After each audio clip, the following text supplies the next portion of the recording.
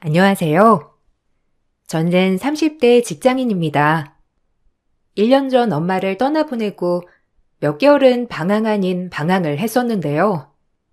어느 정도 마음의 준비를 하고 있었던 상황이었지만 막상 받아들이는데 오랜 시간이 걸리더라고요. 이번에 딱 1년이 지나서 엄마를 보러 갔다 왔는데요. 그동안 어떻게 지냈는지 주절주절 얘기를 하고 오니까 훨씬 마음이 가벼워진 것 같아요. 사실 몇 달 전에 남편과 이혼이 성립되어서 이젠 혼자가 되었어요. 끝까지 남편은 이혼을 원치 않았던 상황이라 길고 긴 시간 끝에 마무리를 하게 되었는데요. 마음이 약해졌던 시기도 있었지만 잘 마무리할 수 있어서 다행이라 생각을 해요. 주변에는 서로 맞지 않아 헤어졌다고 말을 하고 있는데 사실은 여러 가지 사건이 있었거든요. 주변에 쉽게 말하지 못했던 얘기를 여기서 속 시원하게 털어놓아 보려고요. 결혼을 할 당시 남편은 잘 나가는 사업가였고 저는 그냥 평범한 직장인이었죠. 매달 버는 돈도 달랐지만 시댁은 양가 부모님이 모두 계시고 부족하지 않은 넉넉한 집안이었지만 저희 집은 홀어머니의 외동딸이었어요. 그래서 그런지 시모는 절 엄청 못마땅해 하셨죠. 상견례 자리에서도 대놓고 저희 엄마에게 못마땅함을 표현하시기도 했어요. 솔직히 말해서 우리 진영이가 뭐 하나 빠질 곳이 없잖아요. 주변에서도 진영이만 소개해달라고 아우성인데 사실 저는 그 주변에서도 딱 마음에 드는 사람을 고르기 어려웠거든요. 근데 진영이가 뜬금없이 결혼을 하고 싶은 여자가 있다고 해서 얼마나 기대를 했는지 모릅니다. 솔직히 우리 진영이가 어디다 내놓아도 빠질 애는 아니니까 은수가 마음에 꼭 들어차는 건 아니지만 뭐 애들이 좋다고 하니 별 수 있나요? 네, 그렇죠. 사보인 마음 저도 이해합니다. 저도 딸 자식 있는 입장에서 부족하지 않은 집안에 장가 보내고 싶은 부모 마음 충분히 이해합니다. 저희 은수가 부족하게 보이시겠지만 저보다 훨씬 똑똑하고 잘 해낼 겁니다. 부족한 엄마 만나 좋지 않은 환경 속에서도 누구보다 올바르게 잘 자란 아이입니다. 조금만 더 너그럽게 봐주시면 저희 딸도 알아서 잘할 겁니다. 뭐 부모 입장에서는 그렇겠죠. 그거야 앞으로 지켜보면 알 테고 솔직히 저희는 우리 진영이가 장가 간다고 하면 집이라도 한 채 떡하니 주고 싶었지만 사실 성에 차야 말이죠. 이게 오고 가는 게 있어야 마음이 열리는 건데 마음에 딱히 차는 애가 아니라서 그런가 애들이 알아서 결혼 준비한다는 말은 들으셨죠? 보아하니 예단이나 이런 거 하실 형편은 아니실 것 같은데 뭐 어떻게 주고받는 건 서로 없는 걸로 할까요? 아닙니다. 사돈댁에서 원하시는 게 있으시면 준비를 해보도록 하죠. 저도 딸아이 한 명이라 그래도 부족하지 않게 시집 보내려고 준비해 둔 것도 있고요. 애들 결혼하는데 저도 많이 보태겠습니다. 시모는 상견례 자리에서도 저와 저희 엄마를 무시했어요. 사실 그 자리에서 뛰쳐나오고 싶었지만 엄마는 제 마음이 더 중요하시다면서 꾹 참으셨죠. 남편도 상견례 이후에 저와 엄마에게 사과를 했고 어차피 먼 거리에 떨어져 살고 있으니 볼 일이 자주 없을 거란 확답을 받고선 그렇게 결혼을 하게 되었어요. 남편과 연애를 할 당시에도 시모는 남편을 보러 몇 시간 떨어진 거리를 오신 적이 한 번도 없었고 자주 전화도 하는 사이가 아니었기 때문에 괜찮을 거라 쉽게 생각을 했던 게 문제였죠. 결혼을 하고 나서 시모는 본격적으로 시집살이를 시작하셨어요. 회사에 있을 때 회의에 한 번 들어가면 전화를 확인하지 못할 때가 많이 있었는데 시모는 받을 때까지 전화를 거시더라고요.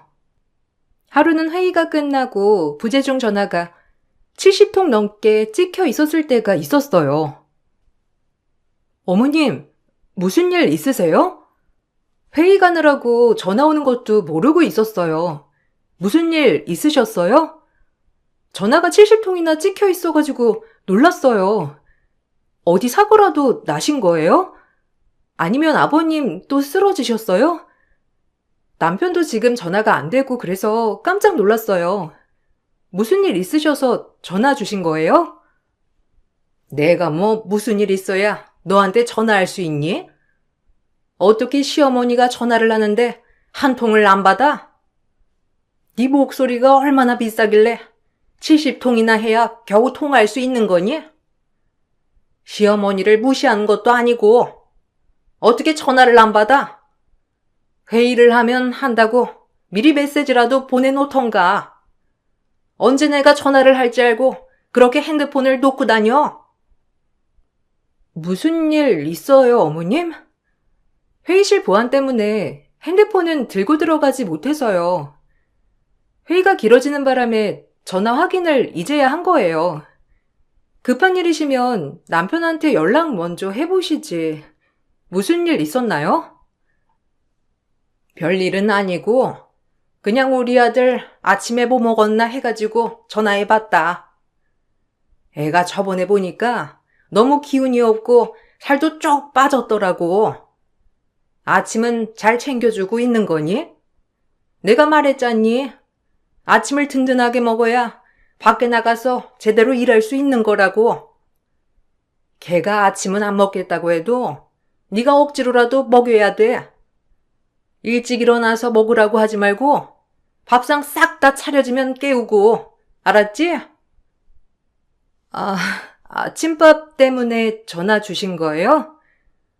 남편 아침밥 안 먹어요, 어머님. 지금까지 살면서 아침밥을 먹어본 적이 없는데 갑자기 결혼했다고 아침밥 먹는 게 불편하다고 해서 요즘은 안 먹고 간단하게 주스 갈아주고 있어요. 그것도 안 먹겠다고 하는 거 그래도 먹으라고 해서 먹이고 있는데 아마 남편이 주스도 안 먹겠다고 할 것 같아요.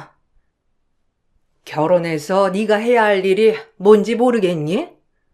남편 아침밥을 꼭 챙겨줘야지. 네 회사가 중요하니? 남편이 중요하니? 너 가끔 보면 결혼 안 한 사람처럼 행동하더라. 너한테 중요한 건 네 남편이야. 어떻게 아침밥도 제대로 안 챙겨주고 꼴랑 주스로 끝내려고 해?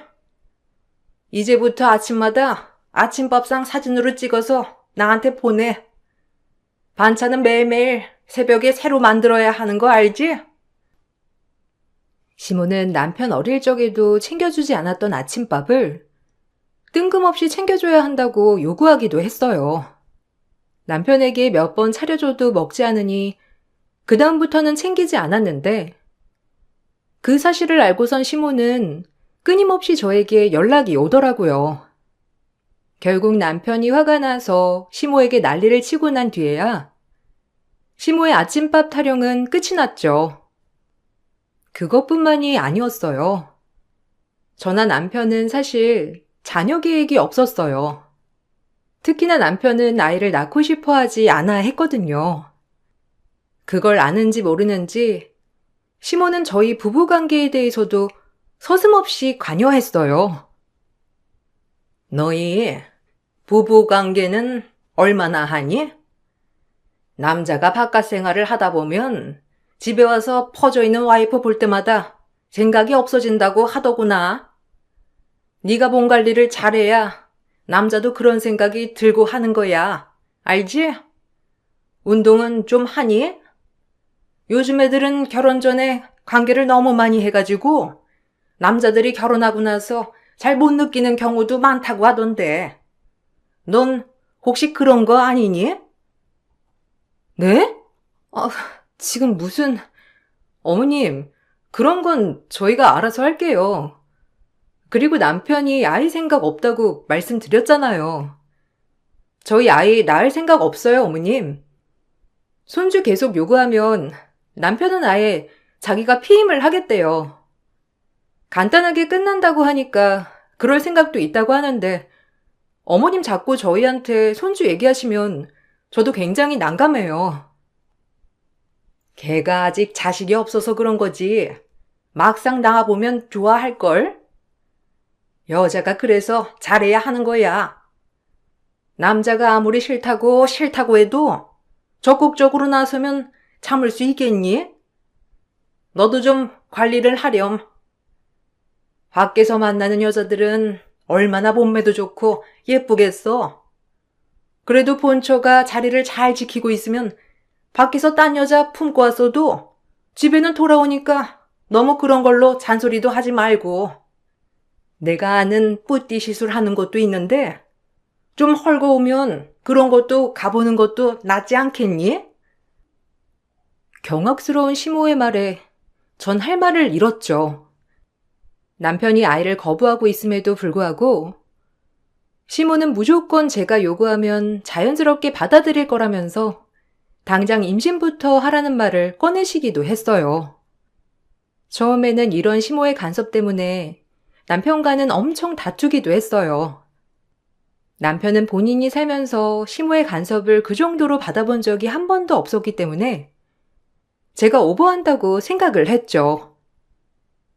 내가 독립하고 나서 우리 엄마 독립한 집도 보러 온 적 없는데 무슨 우리 부부 관계까지 관여를 해? 당신 너무 오버해서 생각하는 거 아니야? 엄마가 그냥 며느리니까 편안하게 친해지려고 하는 말을 당신이 너무 깐깐하게 생각해서 판단하는 거 아니냐고. 세상 천지에 어떤 시어머니가 그런 것까지 관여를 해? 그리고 내가 엄마한테 아이 생각 없다고 말을 했을 땐 별말 없이 니들 알아서 하라고 했어. 그니까 내가 기가 막힌 거야. 왜 나한테 뭐라고 하시냐고. 아들한테 한마디도 안 하시면서. 내가 얼마나 답답하면 당신한테 말을 하겠어? 나라고 어머님한테 뭐라고 안 했겠어? 그런 거 아니다. 너무 그러지 마시라. 말을 하면 뭐하냐고. 내 말은 귀등으로도 안 들으시잖아. 나 더 참으면 진짜 터질 것 같아서 당신한테 말하는 거야. 당신이 알아서 중재 좀 해줘. 엄마가 도대체 뭘 한다고 내가 중재를 해? 여길 찾아오기래. 아니면 당신한테 와서 집안일을 하라고 해? 뭐래? 그냥 친해지려고 전화 좀 하는 거 가지고 내가 전화해서 전화도 하지 말라고 해? 당신 너무 시어머니라고 배척하는 거 아니야? 내가 보기에는 엄마가 뭘 잘못했는지 모르겠어. 어른이 좀 잔소리할 수도 있는 거지. 당신도 며느리 처음이잖아. 뭐? 지금 그걸 말이라고 해? 당신 내가 보여줬잖아. 어머님 부재중 전화 나한테 수십 통이나 남긴 거. 그거 보고서도 지금 나한테 어머님이 잘못이 없다고 한다고? 와, 진짜 팔은 안으로 굽는다더니. 당신 진짜 웃긴다. 효자가 따로 없네. 솔직히 우리 엄마가 당신한테 연락해서 이래라 저래라 한 적 있어? 우리 엄마는 한 번 한 적 없는데 어머님은 매일같이 나한테 연락 와서 이래라 저래라 하는 게 안 인상하다고? 옛날 사람이잖아. 엄마는 시집살이 당신보다 훨씬 심하게 당했고 그걸 알면서 엄마가 왜 당신한테 그러겠어? 엄마는 당신 챙겨주려고 하는 거라니까. 너무 까탈스럽게 생각하지 말고 엄마 속마음을 좀 알아봐. 당신도 나중에 나이 먹으면 그때 돼서 우리 엄마가 왜 그랬는지 알게 될 거야. 친정 엄마보다 5살이나 더 어린 시모는 훨씬 더 옛날 사람처럼 구셨죠. 무조건 남편이 최고, 최우선이어야 한다는 생각을 가지고 계셨어요. 처음에는 전화로 시작되었던 잔소리가 어느 순간부터는 직접 시댁으로 오라고 요구하시기 시작하셨어요. 결혼을 한 지 몇 달이 지나고 난 후부터 시모는 줄기차게 주말마다 시댁으로 오라고 하셨죠. 어머님, 이번 주 저 회사에 일정이 있어서 못 내려가요. 남편도 주말에는 사업 때문에 바쁘고요. 특별하게 일 있는 거 아니면 다음에 갈게요. 무슨 일 있으신 건 아니시죠? 남편이 전화했을 땐 어머님 별일 없으시다고 하셨잖아요. 저랑 남편 다 일정 있어서 이번 주는 안 될 것 같아요. 아마 이번 달 말쯤에 좀 한가할 것 같은데 그때 같이 내려갈게요. 아들이 내려올 필요가 뭐가 있니? 너 혼자 오면 되지. 와서 집안일 좀 하고 네 시아버지 간병 좀 해라. 나는 이제 체력이 안 돼서 그런가 네 시아버지 주말에 간병하는 거 나 혼자서는 영 못하겠더라. 이런 거 솔직히 며느리가 와서 해야 하는 거 알지? 집안일인데 네가 와서 척척해주면 좋겠다마는 요즘 애들은 자기 일이라고 생각 안 한다며? 그래서 내가 너한테 일일이 말해주는 거야. 아버님 간병이요? 제가 어떻게... 어머님, 그냥 간병인을 쓰시는 건 어떠세요? 어머님 체력도 그렇고 힘드시잖아요. 안 그래도 남편도 어머님한테 간병인 쓰자고 했다고 하던데 그냥 간병인을 쓰세요. 요즘은 그게 나아요. 주말에는 제가 종종 내려갈게요. 이번에는 회사 일 때문에 안 되고 일 없을 때는 저도 내려가서 도울게요. 남의 손을 빌리라는 거니? 그럴 필요가 뭐가 있어? 이런 거 며느리가 알아서 하는 거라니까? 그리고 가족일보다 중요한 게 뭐가 있니? 너는 어떻게 시아버지가 몸져 누워있는데 한 번을 안 내려와서 간병도 안 하고. 에휴, 우리 애들이 착해서 너한테 뭐라고 안 하는 거지? 원래 이런 건 다 며느리가 알아서 하는 거야. 어떻게 시어머니가 직접 전화를 하게 만들어? 어머님, 저번에도 저 혼자 내려가서 집안일 싹 다 해드리고 했잖아요. 다른 식구들은 그 근방에 살면서도 한 번도 얼굴 안 비친다면서 저한테 하소연도 하셨으면서 어떻게 그렇게 말씀을 하세요? 잔말 말고 이번 주반에 내려와서 네 시아버지 간병해. 시어머니까지 알아놓게 할 생각하지 말고. 네가 그렇게 나오면 너뿐만 아니라 네 부모까지 욕먹이는 거야. 세상 천지에 며느리가 시댁 안 챙기는 거 봤니? 너 같은 며느리는 아무도 없을 거다.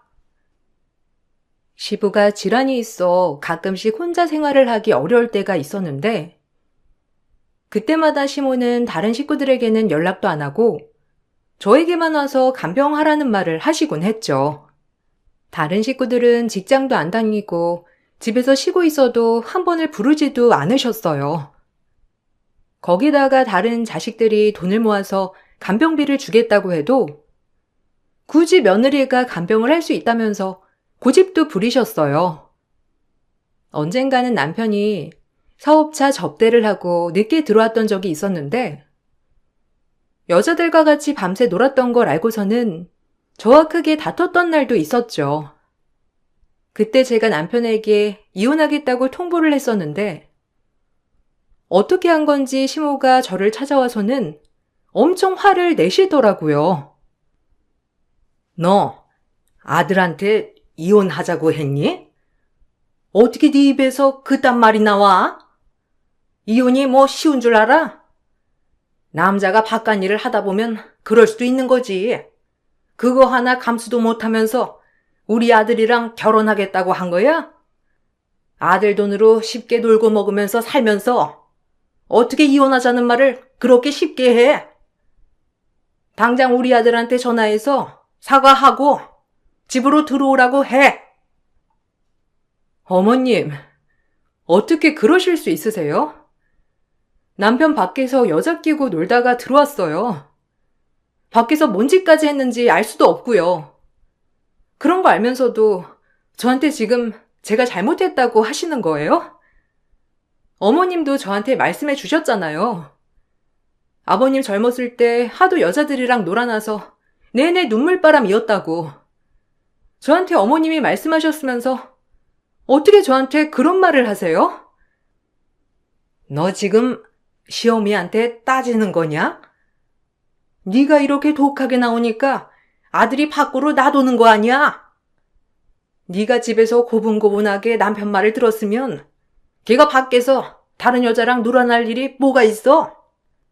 네가 잘하지 못해서 그런 건데 누구를 탓하니? 그리고 사업하는 사람이 접대하려고 하면 여자 좀 끼고 살 수 있는 거지. 그거 가지고 이 난리를 피워야 되겠어? 잔말 말고 얼른 집에 들어오라고 하고 너는 밥상 차려놔. 내가 들어오라고 할 테니까. 너는 집에서 아내로서 해야 할 일이 뭔지를 모르는 것 같아. 바짝 엎드리면서 남편 떠받들고 살아야지. 뭐 하는 거야? 집에서 남자 자존심을 세워줘야 밖에서도 일을 잘하는 거야.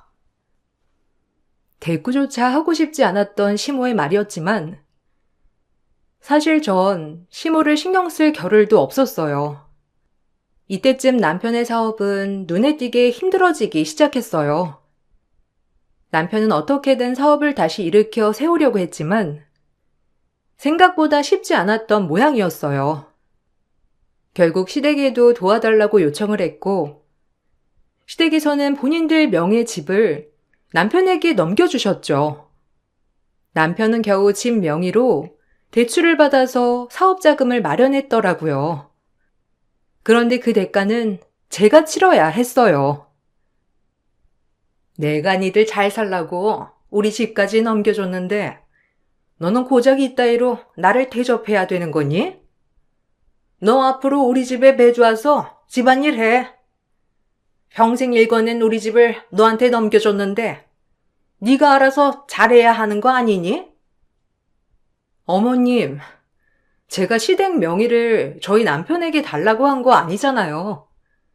남편 사업이 왜 그렇게 힘들어졌는지 어머님도 아시잖아요. 쓸데없이 남들한테 접대하다가 돈만 쓰고 제대로 된 계약을 따내지도 못하고 제가 옆에서 누누이 말할 때마다 어머님 저한테 뭐라고 하셨어요? 남편이 바깥 일을 하는 걸 무조건 지지해줘야 한다고 하셨잖아요. 안 사람이 현명해야 바깥 사람도 마음 편하게 사업할 수 있다고 한 걸 네가 곡해해서 그런 건데 왜 날 탓하니? 네가 애초에 남편을 잘 달래고 설득해서 현명하게 운영하게 했으면 진작 이런 일이 있었겠어? 어쨌든 우리가 집을 줬으니까 니들이 지금 다시 잘 살게 된 거 아니니? 그럼 그 값을 해야지. 시모는 집을 남편 명의로 줬기 때문에 제가 그 값을 치러야 한다고 하셨죠. 내내 저를 괴롭히면서 주말마다 시댁에 오게 하셨고 저는 묵묵히 그 요구를 따랐지만 시모의 요구는 한도 끝도 없었어요. 지쳐갈 때쯤 남편은 사업을 접겠다고 선언을 했어요. 그리고 좋은 기회로 해외로 나가 일을 시작하게 되었다고 했죠. 여러 가지 상황이 있었지만 남편은 혼자서 해외로 파견 근무를 가겠다고 했고 저는 말리지 않았어요. 시모는 제가 말리지 않는 것에 대해서 엄청나게 분노를 쏟아내시더라고요. 너는 남편이 그 먼 타국에 간다고 하는데 한 번을 안 말리니?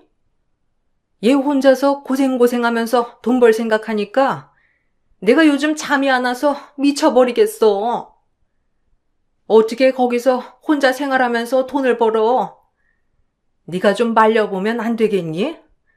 아이고, 애가 쓰게 고생하면서 키워놓은 귀한 아들을 한국도 아니고 멀리 타국에 보낼 생각을 하니까 내가 눈물이 타난다.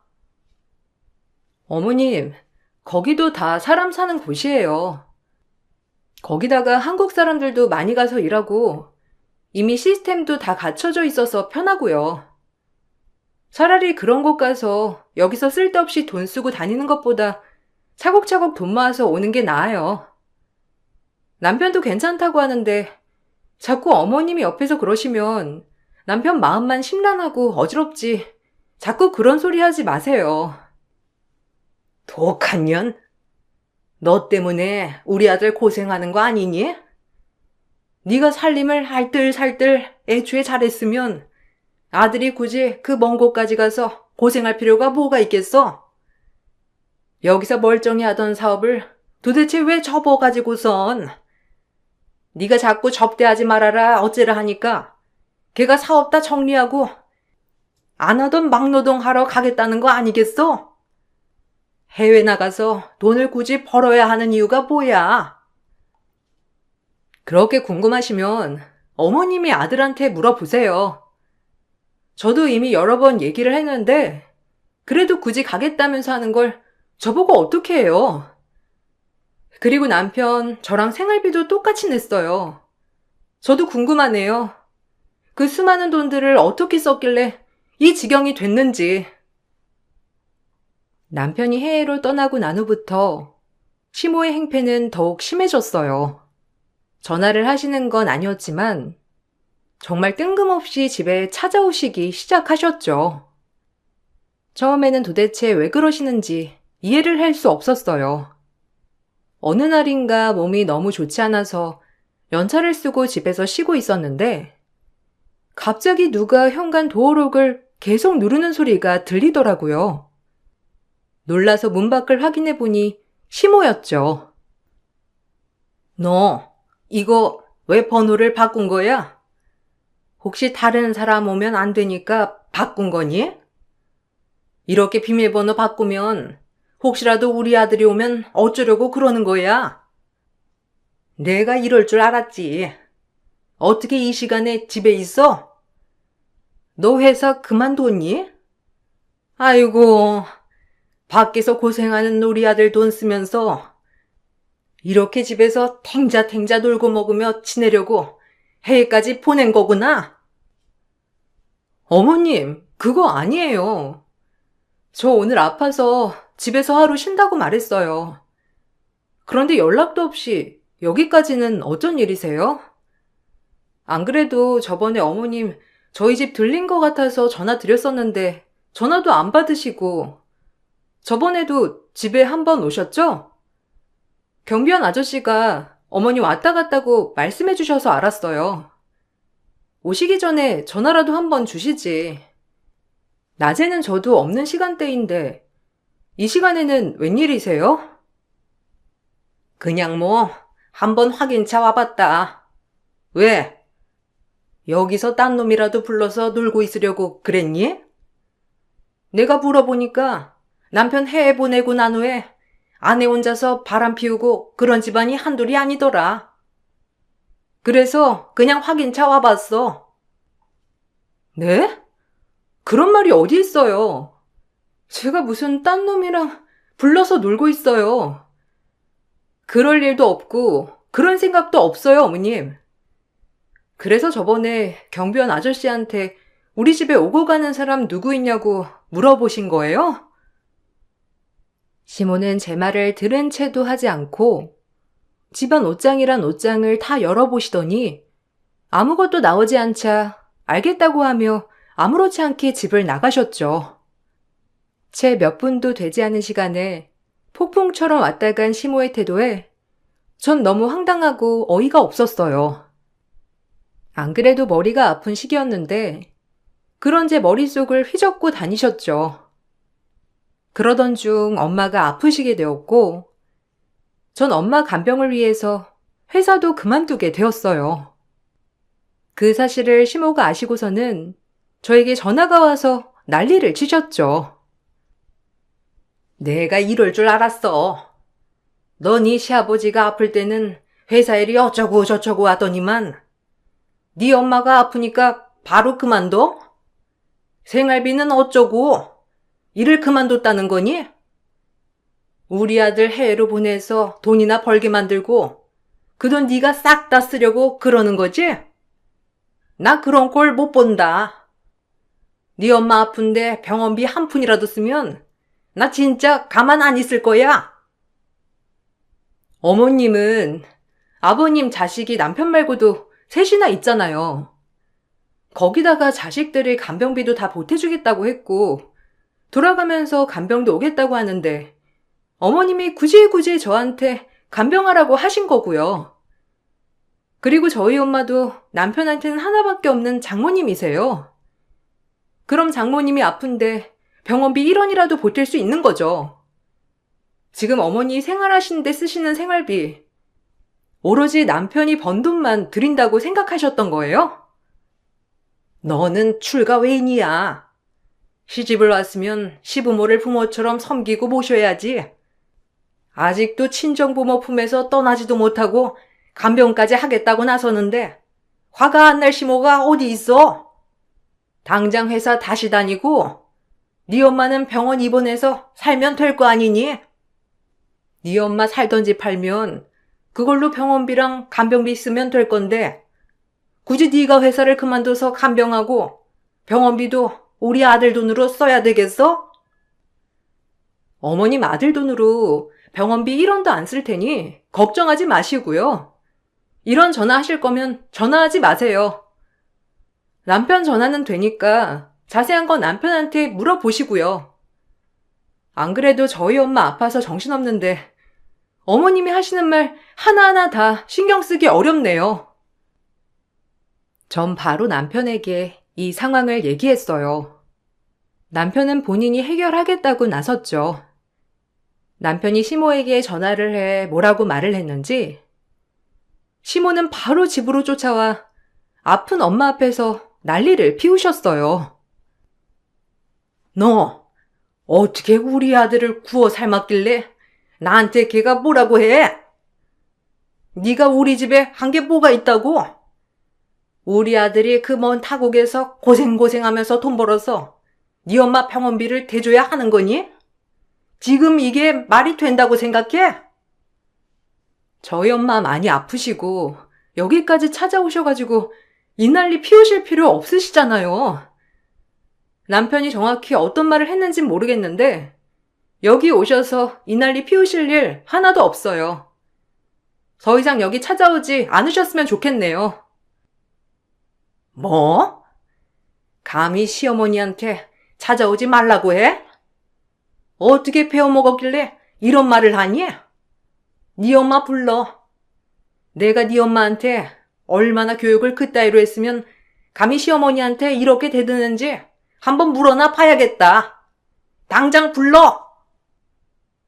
남편 돈으로 병원비 쓴 거 1원도 없으니까 이렇게 행포 놓지 마시라고요. 병약한 사람한테 소리치고 겁박하는 것도 고속감이란 거 모르세요? 한 번만 더 찾아오셔서 독설하시면 시어머니고 뭐고 고소할 테니 그리 아세요. 시한부 선고를 받은 엄마를 당장 부르라는 시모를 보면서 사람이 이렇게 미워질 수도 있구나 싶은 생각이 들더라고요. 그렇지만 시모에게 쩔쩔매고 신경 쓸 겨를도 없었어요. 시한부 선고를 얼마 시간이 남지 않은 상황이었고 저는 그렇게 엄마 간병에 집중했죠. 그러다 몇 주 뒤 엄마는 돌아가시게 되셨어요. 그래도 장례를 치러야 했기 때문에 주변에 연락을 하게 되었죠. 난 못 간다. 몸도 안 좋고 그리고 이런 상황에서 장례식장 가면 부정 타는 거 알지? 가도 뭐 할 일도 없고. 그나저나 너 우리 아들한테 오라고 연락한 거 아니지? 그 멀리서 왔다 갔다 하려고 하면 얼마나 피곤하겠니? 괜히 연락해서 오라고 하지 말고 장례 네가 알아서 잘 치르렴. 이미 남편한테는 연락 다 했어요. 어차피 가족장으로 간소하게 할 거라 친인척들만 모여서 조용하게 치를 거예요. 그래도 어머님께는 말씀을 드려야 할 것 같아서 말씀드린 거예요. 안 오셔도 상관없고요. 남편은 비행기표 알아보고 온다고 하던데 연락 못 받으셨어요? 굳이 걔한테 왜 말했어? 장례 끝나고 말해도 될 것을. 자기 부모도 아니고 굳이 와서 장례까지 지켜봐야 한다니? 다시 전화해가지고 오지 말라고 해. 아니다. 내가 전화해서 말아마. 너한테 맡겨봤자 오라고나 하겠지. 시모의 마지막 말에 전 마음을 굳혔습니다. 남편에게는 올 필요 없다고 통보하고 혼자 장례식을 마치게 되었어요. 그렇게 장례식을 마치고 친정집 정리를 위해 가봤더니 도어록이 바뀌어 있더라고요. 뭐지 싶어서 초인종을 눌러보니까 그 안에서 나오는 사람은 다름 아닌 시모였어요. 벌써 장례 끝났니?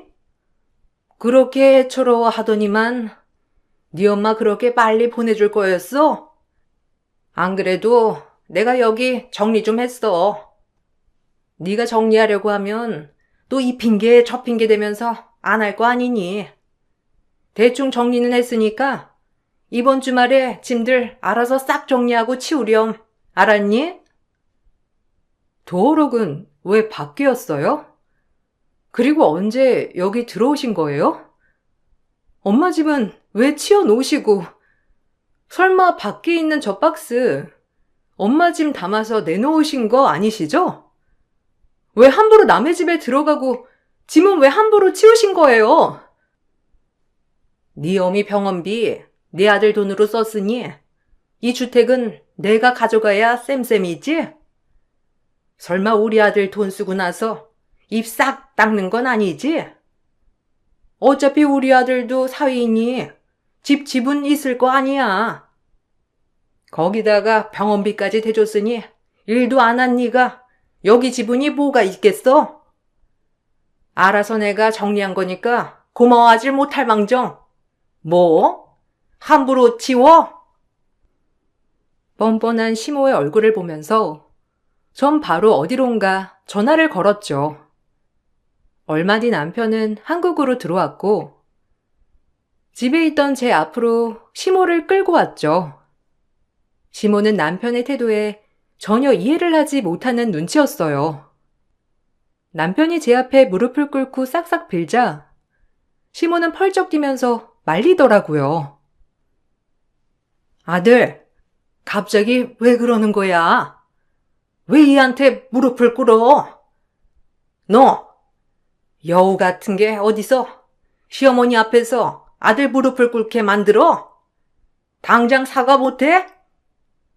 어떻게 말했길래 우리 아들이 사색이 돼서 나를 여기로 끌고 와? 집에 사람 들이는 거 조심해야 한다고 하더니만 여자 하나 잘못 들여가지고 지금 이 난리가 뭐야? 너 지금 당장 말 안 해?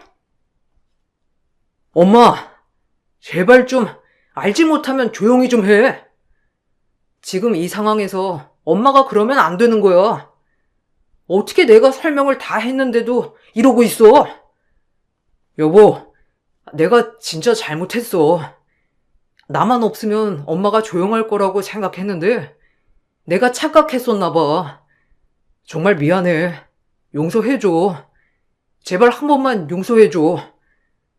엄마, 당장 무릎 꿇고 빌어. 얼른! 아이고, 얘가 순에 빠져가지고 와이프 말이라고는 곧 죽어도 믿어야 되고 너 이런 순한 애한테 뭐라고 했길래 얘가 이렇게 털덜 떨면서 말을 하니?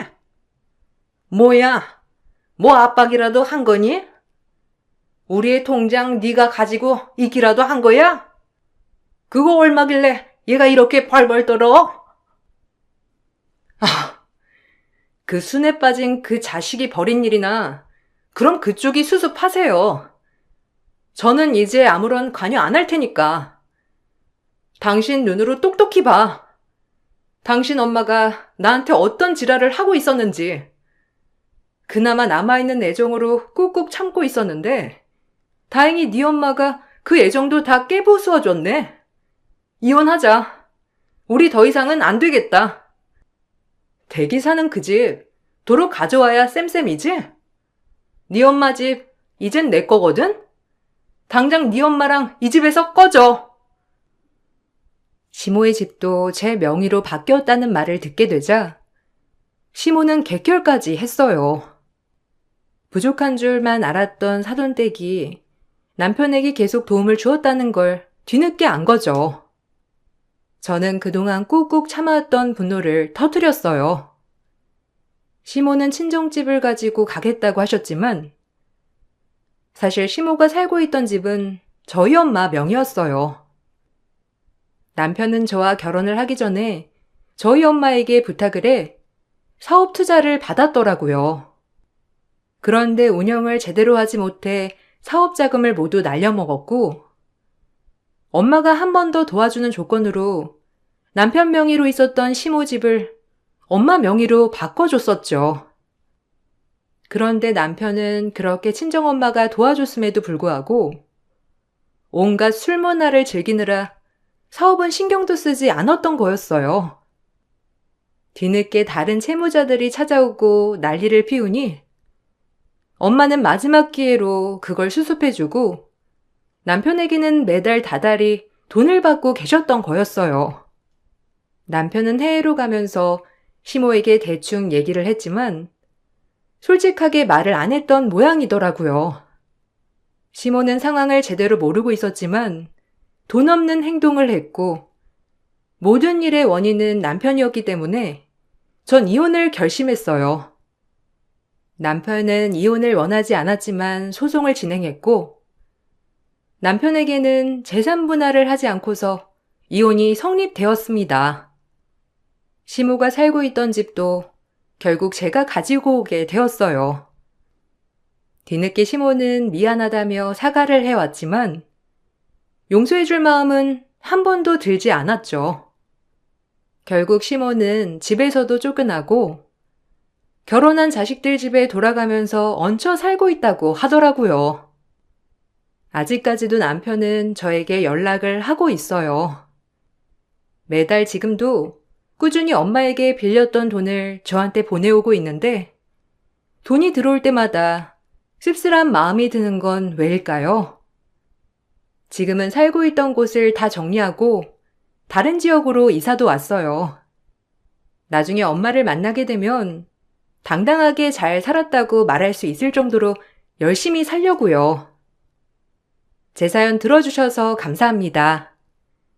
여러분들은 좋은 사람들과 평생 행복하게 잘 지내시길 바랄게요. 안녕하세요.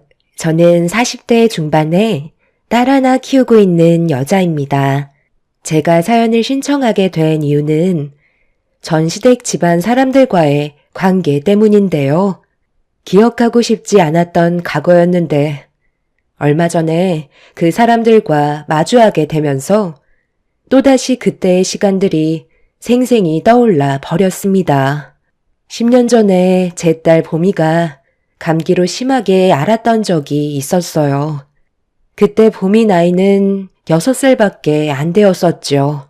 아침에 일어나자마자 병원을 가봐야 할 것 같다고 남편한테 얘기했는데 제 말은 들으려 하지도 않았습니다.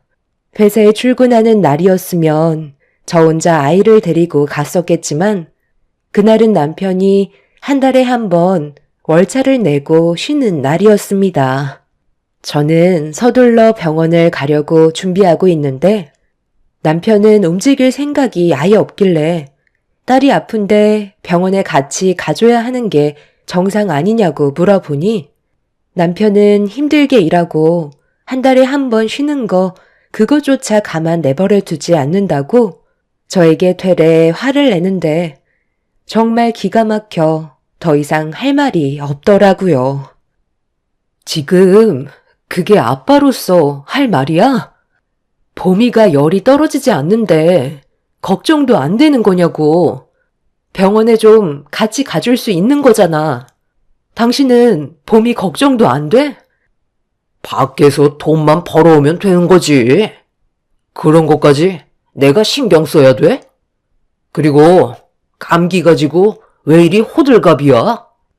어차피 시간 지나면 괜찮아지는데 쓸데없이 병원비 나가야 되겠어? 애들은 원래 아프면서 크는 거야. 배고프니까 아침밥이나 좀 차려봐. 어제 술을 먹고 들어와서 그런지 속이 타들어간다. 내가 힘들게 벌어오는 돈 허튼 데 쓸 생각하지 말고 집에서 해결할 생각이나 해. 조금만 아파도 병원 데려가는 게 좋은 건 줄 알아? 어렸을 때 많이 아파야 커서 병치레 안 하는 거야. 뭐야? 내 말 무시하는 거야?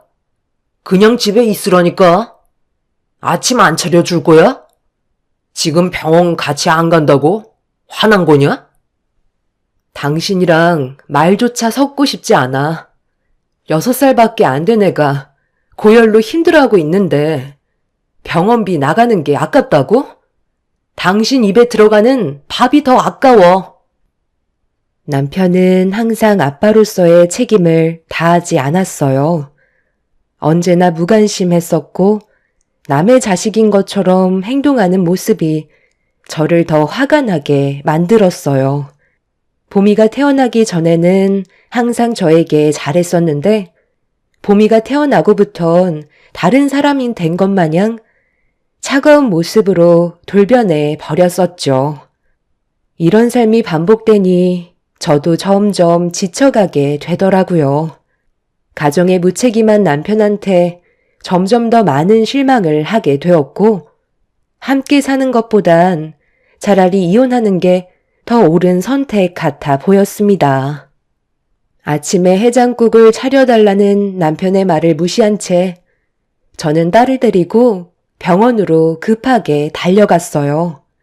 그리고 병원에서 처방해준 약을 먹인 뒤 친정집으로 향했습니다. 집에 들어가 봤자 남편의 얼굴을 또다시 봐야만 한다는 게 너무 싫었었죠.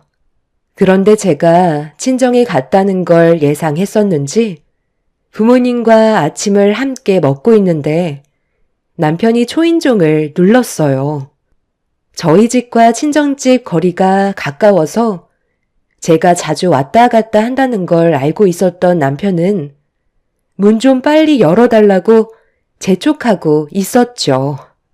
문을 열어주고 싶지 않았지만 아침부터 문을 강하게 두드리면서 저희 가족을 부르길래 약 먹고 잠이 든 딸이 깰까봐 어쩔 수 없이 현관문을 열어 주었습니다. 남편은 제가 친정에 있을 줄 알았다면서 아침을 차려주지 않아 저희 부모님 집에서 해결하려고 들어왔다며 곧장 주방으로 향해 걸어갔어요. 장모님, 아침 먹으러 왔습니다. 보미 엄마가 이제는 아침상도 차려주지 않네요. 밖에서 힘들게 돈 벌어다 주고 있는데 밥 한 끼 대접 못 받는다는 게 말이 됩니까? 보미 엄마가 차려주지 않으니 어쩌겠어요. 장모님한테 얻어먹어야죠. 집안의 가장이 이런 취급받는다는 게 말이 돼요? 안 그래요, 장인어른? 나도 좀 전 상황에 대해 대충 듣긴 했다만 자네가 집안의 가장이면 가장답게 행동을 해야 그만큼 대접을 받을 수 있는 거지. 최소한의 기본적인 것도 못하면 대접받을 자격도 없다는 건 당연한 거 아닌가? 아침상 차려줄 필요 없으니까 그만 정리하지. 자기 마누라한테 밥 한 숟갈 얻어먹지 못하면서 여기 와서 밥을 구걸해서 쓰나? 차라리 그냥 식당에 가서 자네가 원하는 해장국 한 그릇 사 먹게. 애가 열이 39도까지 올라갔다는데 눈 하나 깜빡거리지 않았다면서? 아빠의 한마디에 엄마는 남편이 식탁에 앉자마자 상을 치워 버리셨어요. 남편은 당황한 듯한 얼굴로 분위기를 살피더니 사위 대접도 안 해준다며 조도 안 먹겠다고 한바탕 난리를 친 뒤 집 밖으로 나갔습니다. 그동안 아빠도 남편이 저한테 어떻게 하고 있었는지 전부 다 알고 있었기 때문에 좋은 말은 나가지 않았었어요. 그런데 남편이 그날 저희 부모님 집에서 나간 뒤로 엄청난 일들이 눈앞에 펼쳐지고 말았어요. 늦은 저녁이 되어서야 집에 도착했는데 집 앞에 상당히 많은 짐들이 밖으로 빠져나와 있었어요. 너무 놀란 저는 짐을 밖으로 전부 다 내던지고 있는 남편을 보며 소리를 질렀지만 남편은 묵묵히 자기 할 일만 하고 있었습니다. 급하게 거실로 달려가 남편을 말렸지만 저를 강하게 뿌리치면서 이런 취급받느니 차라리 서로 갈라서는 게 좋을 것 같다며 각자 인생 살자고 제 짐을 전부 다 밖으로 내던지고 있었어요. 남편의 행동들을 이해할 수 없었던 저는 도대체 왜 이렇게까지 하는 건지 이유나 알자고 소리를 질렀습니다. 그걸 몰라서 물어? 네가 나를 무시하니까 장인어른 장모님까지 나를 무시하잖아. 내가 이런 취급까지 받아가면서 뭐하러 너랑 살아야 하는데? 변한 건 당신이지. 보미가 태어나면서부터 가정에 소홀했었잖아. 도대체 뭐가 문제야? 집안의 가장이면 그만큼 책임감 있게 행동을 해야 되는 게 당연한 거잖아. 돈만 벌어다 주면 되는 거지. 내가 딸 자식 아픈 것까지 병원을 따라가야 되겠어? 그건 네가 해야 될 역할 아니야? 집에서 육아만 하는 주제에 어디서 큰 소리야? 편하게 놀고 먹게 해주니까 이제 간이 배 밖으로 나왔지? 당신이랑 이혼할 거니까 당장 내 집에서 나가. 내일 당장 서류에 도장 찍을 생각하라고. 보미가 딸이라서 그런 거야? 어머님이 아들 손자를 바라셨는데 딸이라서 당신도 똑같이 행동하는 거냐고. 왜 이렇게까지 하는지 이유를 알아야 납득을 할 거 아니야. 잘 알고 있네. 우리 집안이 뭘 원하는지 뻔히 알고 있으면서 당신은 왜 둘째 가질 생각을 안 하는 건데? 내가 우리 엄마 눈치를 봐야 되겠어? 그래서 이런 식으로 행동하는 건 맞는 거고, 아이도 가지고 싶어야 가지는 거지. 지금 삶이 이런데 정신 나갔다고 내가 왜 아이를 가져? 나만 불행해지는 길이잖아. 시모는 아들 손자를 바라셨지만 저는 마음에 내키지가 않았었어요. 둘째를 가진다고 해서 아들을 낳을 수 있다는 보장도 없을 뿐더러 제가 딸을 낳았을 때 시모와 남편의 반응이 저에게 많은 상처를 줬었기 때문에 둘째는 계획하고 싶지 않았습니다. 시모는 제 얼굴만 보면 둘째는 언제 가질 거냐고 재촉하셨고 남편도 같은 마음이었지만 둘째도 딸을 낳게 된다면 저를 대하는 행동들은 더하면 더했지 좋아질 수는 없을 것 같았어요.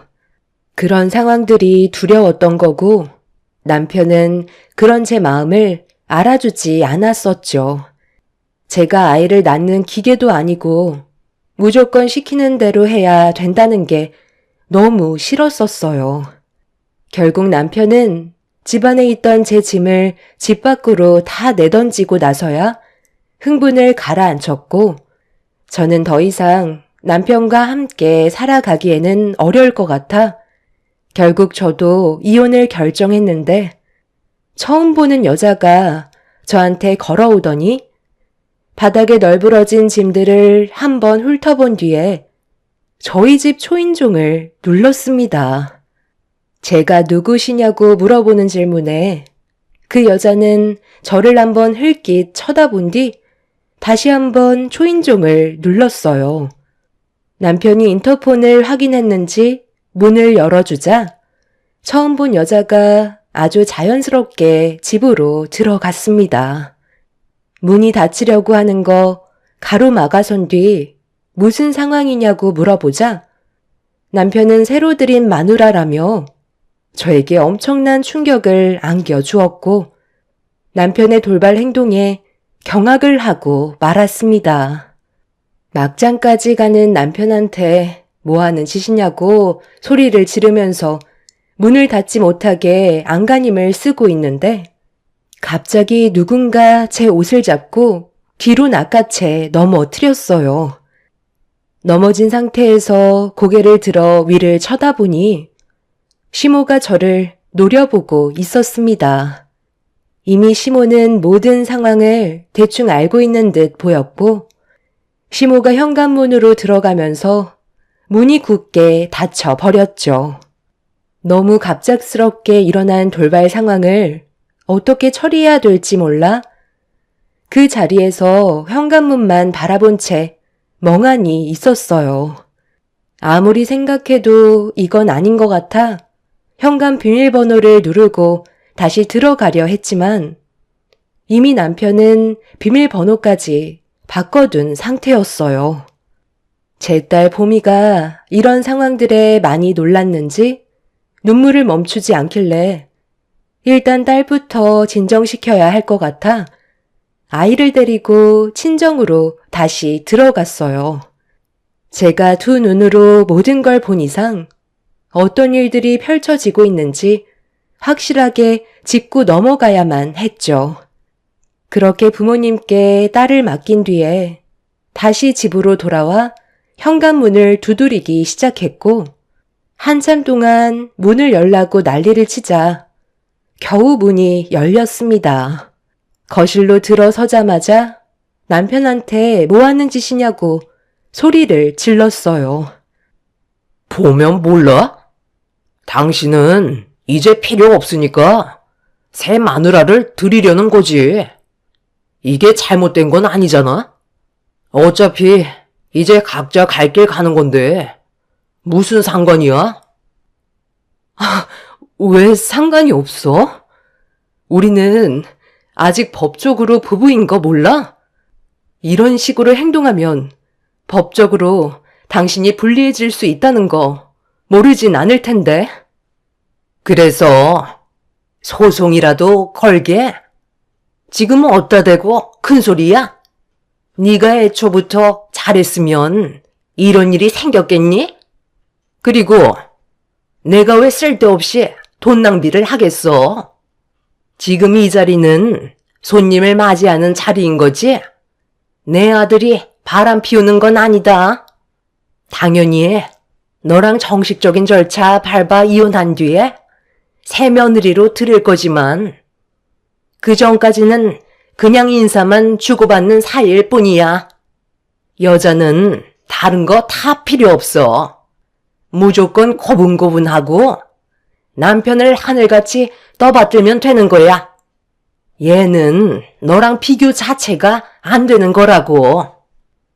당신이랑 내가 같이 살아야 될 이유가 없으면 헤어지는 게 맞는 거잖아.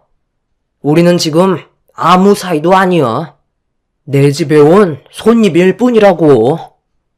볼일 끝났으면 이제 그만 돌아가 주지 그래. 그리고 최대한 빠른 시일 내에 이혼해 줬으면 좋겠어. 그게 내가 원하는 거고 네가 바라는 거잖아. 더 이상 스트레스 받지 말고 각자 인생 살아가자고. 하정씨, 저희는 그럼 분위기 좋은 데서 식사나 같이 할까요? 여기에서는 제대로 된 대화가 안 될 것 같으니까 장소를 옮기는 게 좋겠네요. 시모와 남편의 행동에 너무 화가 치밀어 올랐어요. 하루 이틀 산 것도 아니고 6년의 시간을 함께 했었는데 자신들이 원하는 아들 손자를 낳아주지 않는다는 거에 저를 내치려는 시모와 남편을 절대 용서하고 싶지 않았어요. 그렇게 화가 머리끝까지 올라온 상태에서 남편의 뺨에 손을 올려붙이려 하는데 그 순간 안방에서 제 딸과 비슷한 또래의 아이가 걸어 나왔습니다. 잠에서 깬 듯한 아이가 눈을 비비며 저를 바라보고 있는데 순간적으로 놀라 그 아이를 멍하니 바라보고 있었어요. 그리고 그 여자아이는 남편 옆에 앉아있던 여자의 품에 안겼고 둘이 모녀 사이라는 걸 알 수 있었죠. 너무 큰 충격을 받아 입을 다물지 못했었어요. 이게 어떻게 된 거야? 저 아이, 당신 아이는 아니지? 뭐가 어떻게 돌아가는 건지 나한테 제대로 설명을 해주지 않으면 정말 가만두지 않을 거야. 왜 내 아들한테 뭐라고 그러니? 지금까지 몰래 아이를 키워왔을까봐? 우리가 그런 미련한 행동을 했을 것 같니? 괜히 위자료 나가게 할 필요 없잖아. 의심스러우면 유전자 검사라도 해보던가. 내 아들과는 피 한 방울도 섞이지 않는 아이다. 그런데 내가 왜 애 딸린 하정 씨를 받아주려는지 아니? 너보다 100배 1000배 낫거든. 우리 집안 아이야 또 가지면 되니까 문제될 건 없잖아. 사람이 좋으면 단점도 다 이뻐 보이는 법이라고. 내가 원하는 아들 낳아주겠다는데 마다할 이유 없잖니? 어차피 각자 인생 살기로 했는데 이제 그만 신경 끄고 빨리 나가줬으면 좋겠는데 네가 내 눈에서 빨리 사라져줬으면 좋겠다.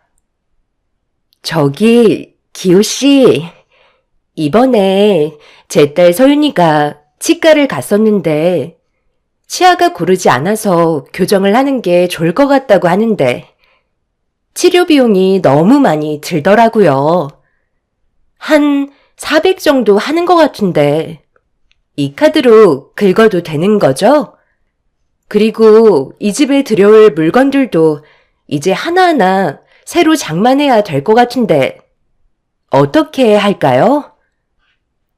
그거야. 하정 씨가 알아서 하면 되지. 그런 건 나한테 안 물어봐도 되니까 하고 싶은 대로 다 해. 치료비가 400만 원 든다고? 그것도 그냥 일시불로 결제하면 돼. 필요한 물건들 있으면 부담 갖지 말고 다 사면 되는 거야. 내가 이제 당신 남편인데 그런 거 하나 못 해주겠어? 나랑 결혼하면 평생 행복하게 해준다고 했잖아. 놀고들 있네. 애 딸린 여자를 새 아내로 들인다고? 당신 정말 정신 나갔구나? 도대체 뭐 때문에 이렇게까지 하는 건데? 고작 아들 하나 보려고 이런 상황까지 만드는 거야? 봄이는 소아값이 4,000원 나오는 것도 아까우니까 병원 가지 말라고 해놓고 남의 딸 자식은 치과 치료비 400만 원을 일시불로 결제하라고? 저는 결국 남편의 얼굴에 손을 올려 붙여버렸어요. 제 딸은 병원비 4,000원도 아까워서 가지 말라고 해놓고 남의 자식은 400만 원이나 되는 큰 금액을 일시불로 결제하라는 말에 너무 큰 상처를 받게 되었죠. 더 이상 볼 필요도 없을 것 같아 남편의 뺨에 손을 올려 붙인 뒤 다음날 이혼하자고 확실하게 못 박은 다음 지긋지긋했던 그 집에서 나와 버렸습니다. 결국 다음날 남편과 이혼을 하려고 가정법원에서 기다리다가 잠시 화장실을 들렸는데 화장실 안에서 시모와 내연녀가 먼저 도착해서는 둘이 대화를 주고받고 있었어요. 제가 먼저 온 줄 알았는데 성격 급한 시모가 서둘러 이혼시키려고 먼저 도착한 것 같았습니다. 몸 관리 잘해야 된다. 오늘 이혼하면 너희 둘이 같이 사는 거 아무 문제 없으니까 힘들어도 조금만 참아라. 뱃속의 아이는 건강하게 잘 있고. 네, 착상도 잘 돼서 크게 걱정할 필요 없다고 했어요. 무리하지 않게 안정만 취하면 된다던데요. 어머님, 오늘 저희 맛있는 거 먹으러 가면 안 돼요? 아유, 왜 안 돼? 당연히 되지. 먹고 싶은 거 있으면 다 말해봐라. 뱃속에 있는 우리 손주, 배가 많이 고픈 모양이네. 그나저나, 내 아들은 왜 이렇게 늦는 거야? 이제야 대충 알 것 같네요. 저 여자 뱃속에 그 사람 아이가 들어선 거였어요. 상간소송 위자료 안 주려고 저한테 거짓말까지 하셨는데 이거 어쩌죠? 저한테 딱 걸렸는데요. 합의 이혼하고 끝냈으면 억울해서 어쩔 뻔했어요. 이대로는 이혼 못할 것 같네요. 제대로 준비해서 다시 이혼 절차 밟겠습니다. 내연녀 뱃속에 남편의 아이가 들었다는 걸 알게 된 순간 저는 그 여자를 상대로 상견례 소송을 걸었고 뒤늦게 도착한 남편은 제가 이 사실을 알았다는 거에 얼굴이 사색이 되고 말았습니다. 남편은 시모에게 따라오지 말라고 얘기했었는데 굳이 따라와서 제가 다 알게 됐다며 난리를 쳤지만 이미 제 귀로 모든 사실을 들었기 때문에 더는 두고 볼 수가 없었어요. 결국 남편과 내연녀를 상대로 위자료 청구 소송을 진행하면서 제가 좀 더 유리한 쪽으로 이혼을 성사시킬 수 있게 되었죠. 그렇게 남편과 이혼을 하고 난 뒤에 저는 부모님의 도움을 받아 직장을 구해서 생활하고 있었어요. 그리고 내연녀가 출산할 때 아들을 출산했다는 소식 또한 들을 수 있었죠. 본처와 자기 친자식을 버린 그 사람이 언젠가 무너지길 간절히 바라면서 저에게 주어진 삶에 최선을 다하며 살아왔었습니다. 그렇게 바쁘게 살다 보니 어느새 저에게 좋은 사람이 곁으로 다가왔고 과거의 아픈 기억들을 지울 수 있을 만큼 저와 딸에게 많은 사랑을 주는 지금의 남편을 만날 수 있었죠. 현재가 행복해서 그런지 과거의 기억을 전부 잊고 살아왔었는데 전 남편과 이혼을 한 지 10년 만에 제 앞에 모습을 나타냈습니다. 예상하지 못한 상황이라 많이 당황스러웠었어요. 저희 가족이 집으로 들어가려는데 휠체어를 끌며 언덕을 올라가지 못하고 힘겨워하는 한 노인이 집 앞에 있었어요. 그리고 그 모습을 그냥 지나치지 않고 딸이 뒤에서 밀어주었죠. 남편도 덩달아 함께 밀어준 뒤 언덕까지 올려보내드렸고 보미와 함께 서로 웃으면서 걸어 내려오고 있는데 언덕 위에서 저희 가족을 쳐다보던 노인분이 푹 눌러쓴 모자를 벗으며 저희가 있는 곳을 바라봤어요. 그리고 그 노인과 제가 눈이 마주치게 되었죠. 어디서 많이 본 것 같아 노인을 유심히 바라보고 있는데 10년 전 기억이 떠오르면서 저에게 온갖 상처를 안겨주었던 전시모라는 걸 알 수 있었습니다. 그리고 잠시 뒤 한 남자가 발을 쩔뚝거리며 시모 옆으로 다가가 휠체어에 실렸던 고물들을 정리하고 있는데 전시모가 저를 보며 손으로 가리켰고 옆에 있던 남자는 저를 바라봤습니다. 저와 눈이 마주친 사람은 전 남편인 걸 알 수 있었죠. 10년 만에 무슨 일이 있었던 건지 두 모자는 몰골이 말이 아니었어요.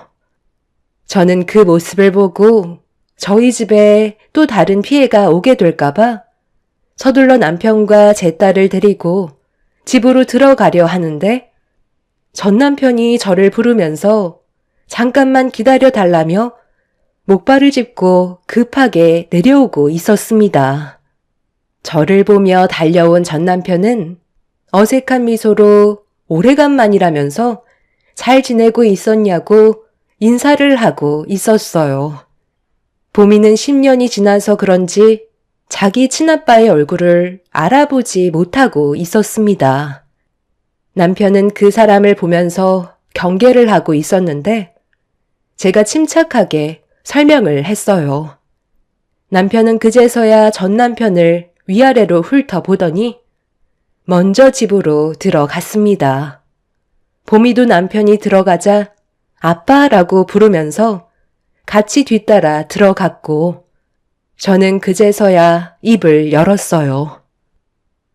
그냥 갈 길 가면 되지. 우리가 무슨 볼 일이 있다고 나를 부른 거야?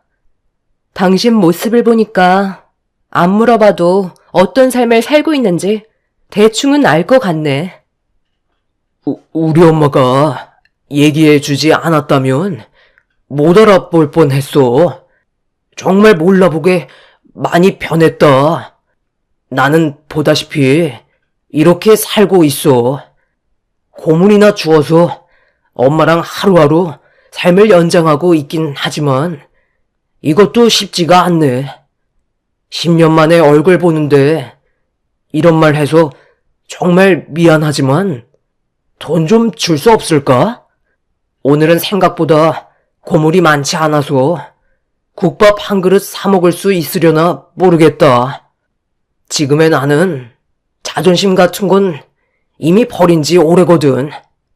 돈도 많아 보이는데 밥값 좀 부탁할게.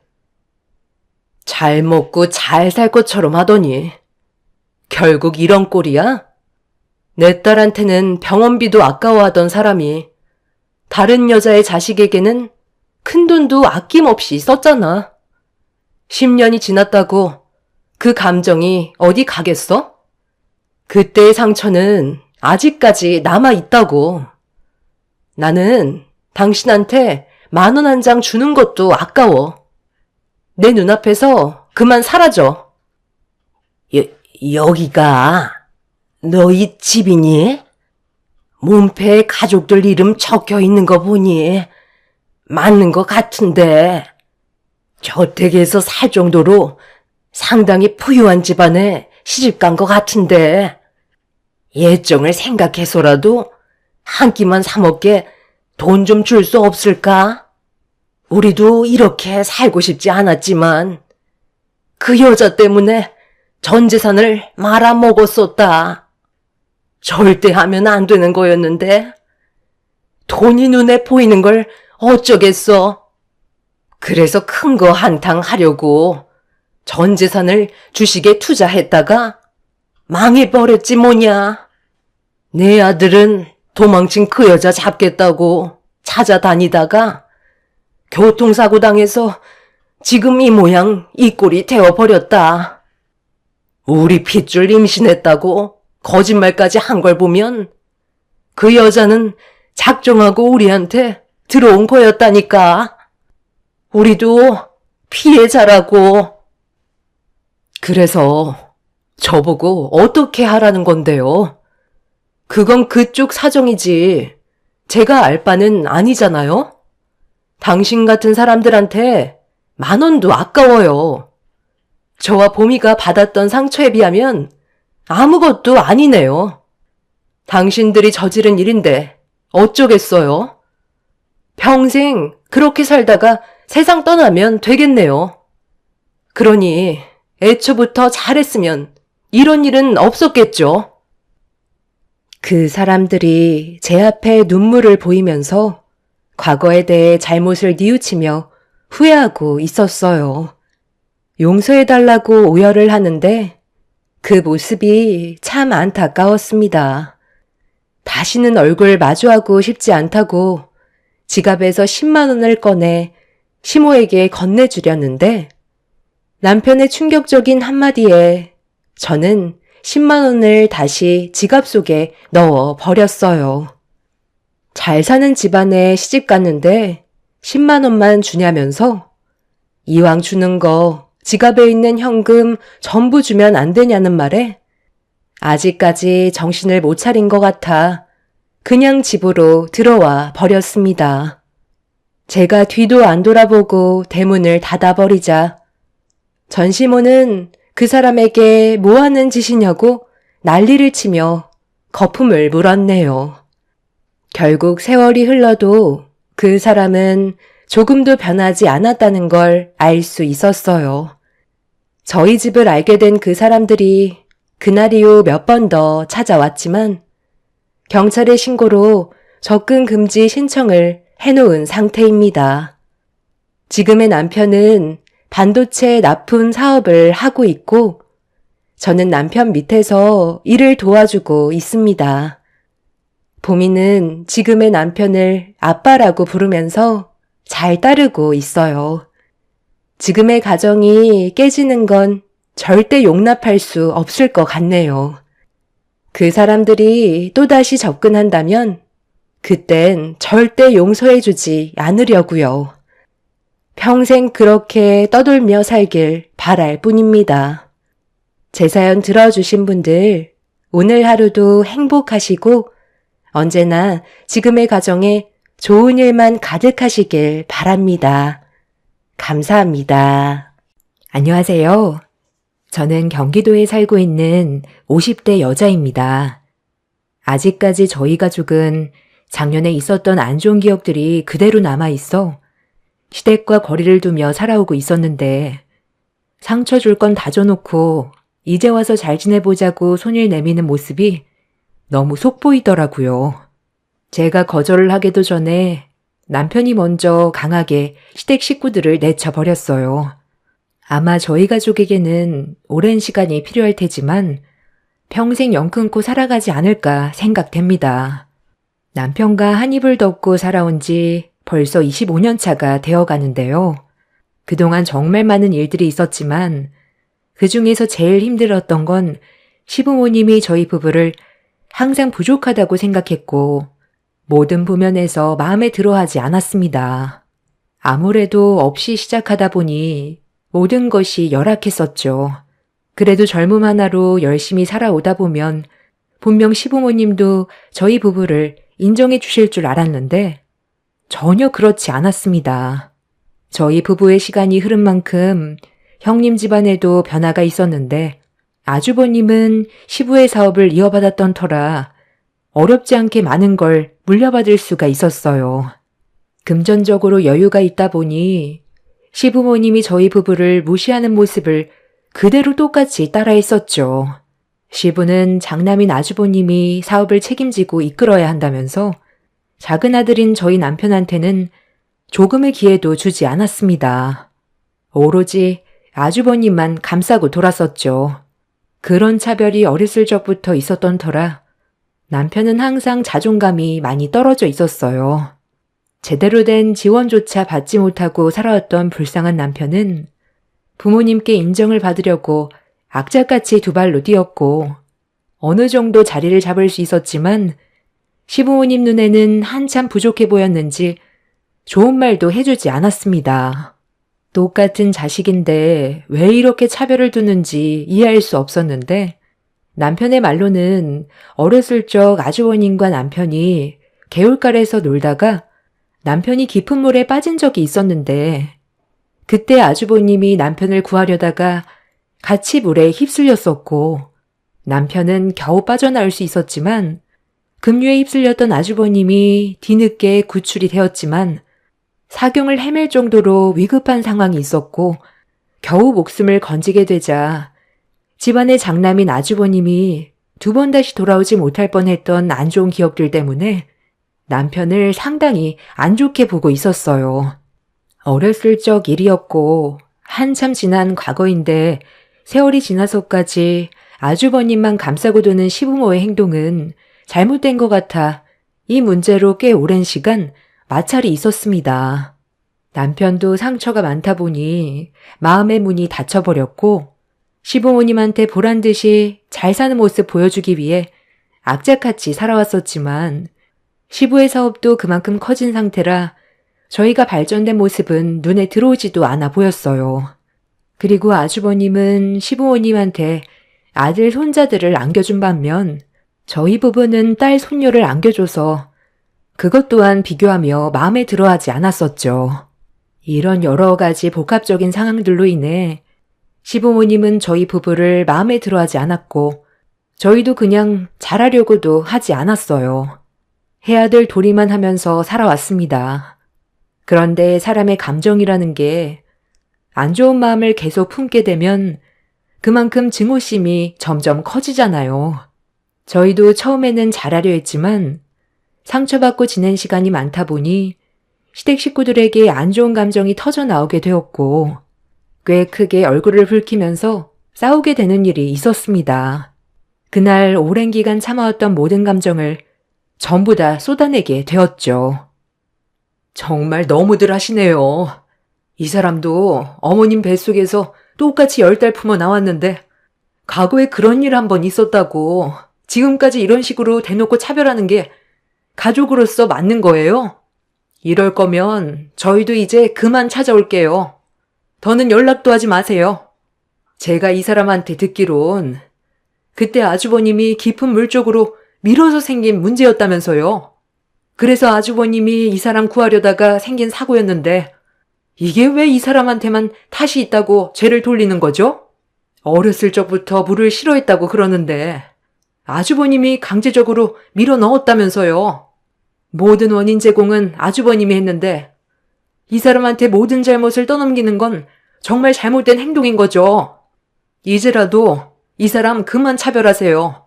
다른 가족들은 서로 챙겨주고 잘 지내려고 노력하는데 저희는 얼굴만 보면 상처되는 말만 주고받으면서 사는 거 더는 못 견디겠어요.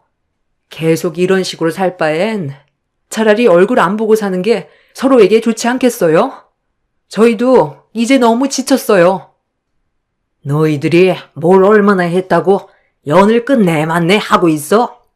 과거가 어찌됐든 우리 큰아들이 죽을 뻔했던 건 사실이고 저놈은 어렸을 적부터 워낙 소극적인 성격을 가지고 있었기 때문에 내 뱃속에서 나왔지만 마음에 드는 구석이 하나도 없었다. 내 배 아파 낳은 자식이라 해서 똑같은 대우를 해줄 순 없더라. 10손가락 깨물어서 안 아픈 손가락도 있는 법이야. 동서도 이제 그만 좀 해. 얼굴 볼 때마다 불만투성이면 뭐 어쩌자는 거야. 서방님이 잘했으면 이런 문제가 있었겠어? 아버님 어머님이 마음에 안 들어 하는 이유가 있으니까 그런 거 아니겠냐고. 차별한다고 불만을 먼저 가진 것보다 본인들의 행동이나 되돌아보지 그래. 어차피 얼굴 볼 때마다 이런 식이면 차라리 얼굴 안 보는 게 낫지. 어머님, 이럴 바엔 그냥 영 끊고 지내는 게 좋지 않겠어요? 어차피 저희가 이득되는 건 아무것도 없잖아요. 동서도 그걸 원하는 거지? 네. 어차피 이런 대우 받느니 저희도 이제 그만 오려고요. 그래도 조금의 기대를 가지고 매번 온 거지만 어차피 달라질 수 없다는 거 이제 확실하게 알았기 때문에 더 이상은 안 오는 게 서로에게 상처되지 않는 길일 것 같네요. 그럼 할 말 끝난 것 같으니까 저희 먼저 일어나 볼게요. 하여튼 간에 성질머리 하고는 너희들 알아서 해라. 그나저나 우리 손자가 이번에 아쉽게 삼수하고 머리 좀 식히려 군대 간다며? 열심히 준비했는데 많이 아쉽지? 당연히 그럴 수 있다. 이번에 군대 다녀오면 너희 아빠 밑에서 일 배우고 같이 할아버지 사업 이끌어가는 게 좋을 것 같다. 어차피 대학 그거 살아가는데 아무짝에도 쓸모없어. 너희 아빠랑 할아버지도 대학 안 나왔는데 지금 봐봐라. 떵떵거리면서 잘 살고 있잖니? 군대도 시간 끄는 것보다 일찍 다녀오는 게 좋은 거니까 잘한 결정이야. 그리고 만나는 여자도 있다며? 그 집안도 꽤 잘 산다면서. 군대 다녀오면 바로 날짜 잡도록 해라. 할미도 곰곰이 생각을 좀 해봤는데 전역하자마자 바로 결혼해서 자리 잡는 게 좋겠다. 너희 할아버지랑 진지하게 의논 끝에 내린 결정인데 이거 한번 확인해봐라. 어머, 어머님, 어머나, 이게 뭐예요? 아니 이거 집문서잖아요. 아니 이렇게 큰 걸 받아도 되는 거예요? 5억이나 되는데 정말 괜찮겠어요? 이번에 군대 다녀오는 것도 빨리 전역하고 그 집안과 결혼 날짜 잡을 생각에 그런 거였거든요. 상대 집안에서도 제 아들이 서둘러 군대 다녀오고 결혼하는 걸 원해서 내린 결정이었는데 정말 잘 된 것 같아요. 신혼집으로 딱이겠는데요? 34평이면 둘이서 생활하기 딱 좋죠. 당신이 아버님 사업이 잘 될 수 있게 옆에서 많이 도와주니까 이런 좋은 일도 생기네. 정말 너무들 하시네요. 형님 아들은 삼수생이고 잘한 것도 없는데 5억짜리 아파트 그냥 내어주고 제 딸은 아예 거들떠볼 생각도 안 하시네요. 일부러 저희 보라고 앞에서 꺼낸 거예요. 자리에서 일어나니까 나가기 전에 보여주는 건 뭔데요? 제 딸은 이번 수능 한 번에 합격했어요. 대학 입학 날짜까지 잡혔는데 그건 아세요? 정말 어쩜 이러세요? 아무리 관심이 없다 해도 손녀딸까지 차별하면 안 되죠. 그동안 많이 참아왔지만 오늘만큼 상처받았던 적 없었는데 다시는 오지 않겠습니다. 어떠한 일들이 생겨도 평생 만날 생각 없으니까 연락하지 마세요. 당신도 할 말 있으면 오늘 전부 다 쏟아내버려. 여자가 수능 합격하면 뭐가 되니? 어차피 결혼하면 고무장갑 끼는 인생인데 수능 보면 뭐해? 거기에 투자하는 돈이 아깝지. 형편도 안 좋은 것들이 쓰잘머리 없는데 돈 쓸 생각하지 말고 가서 돈 좀 있는 남자 만나서 살림이나 차려라. 아무짝에도 쓸모없는 계집 주제에 수능 합격했다고 알아달라는 것도 어이가 없다. 얘따, 이거나 먹고 떨어져라. 불난 집에 부채질 하는 것도 아니고 삼수생 앞에서 수능 합격했으니까 축하해달라면 내가 좋은 말이 나가겠니? 내가 이런 쓰레기 같은 집안의 아들이라는 게 정말 부끄럽네요. 어차피 오늘 이 시간 이후로 2번 다시 오지 않을 생각이었고 기대도 안 했지만 이런 식으로 우리 가족 차별하는 거 나중에 똑같이 갚아줄 테니 한번 두고 보자고요. 사람이 도끼를 품으면 어떻게 되는지 한번 보여드릴게요. 남편도 이미 화가 많이 난 상태였고 딸에게 던진 5,000원을 주워들어 시모의 얼굴을 향해 다시 되돌려 던져버렸어요. 남편의 행동에 당황한 시모는 자리에 벌떡 일어나더니 자기 얼굴에 5,000원을 던졌다고 화를 내며 손을 치켜 올렸습니다. 남편은 그런 시모를 강하게 밀친 뒤 저와 제 딸을 현관 밖으로 내보냈는데 그 순간 아주버님이 시모를 밀친 행동에 화가 많이 났는지 남편을 돌려세워 주먹을 올려 버렸어요. 결국 그날 서로에 대한 안 좋은 감정 때문에 집안 싸움으로 번지게 되었고 한바탕 난리를 친 뒤에야 저희 가족은 집으로 돌아올 수 있었습니다. 서로 평생 얼굴 안 보고 살자며 분노한 감정을 가지고 연을 끊어버린 뒤 서로 어떠한 연락도 하지 않았어요. 남편은 시부모의 장례식에도 발을 들이지 않을 거라면서 흥분을 쉽게 가라앉히지 못했습니다.